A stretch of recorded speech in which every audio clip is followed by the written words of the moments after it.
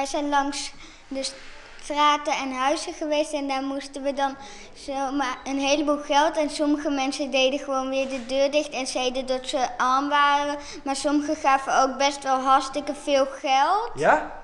En toen hadden we al dat geld bij school in de spaarpot gedaan. Voor Haiti, omdat daar een aardbeving was. En dan worden de meesters ook nog kaal. De meesters kaal? Ja.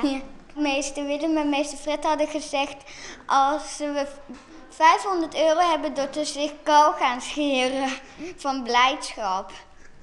En is het lukt die 500? Ja. Ja? En zelfs ook nog boven.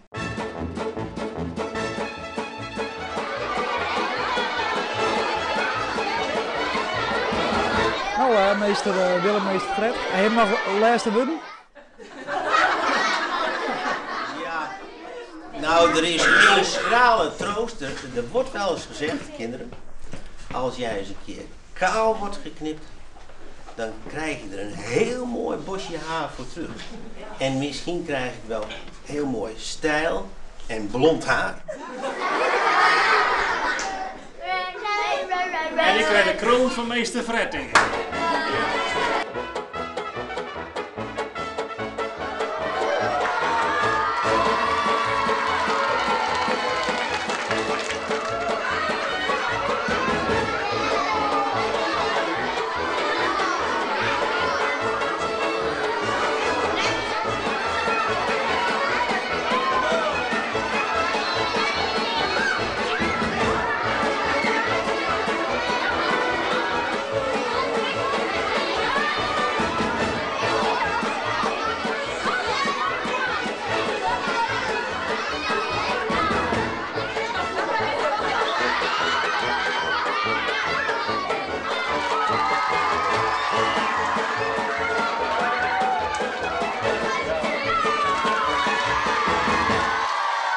Alleen voor een haar knippen hebben wij verdiend.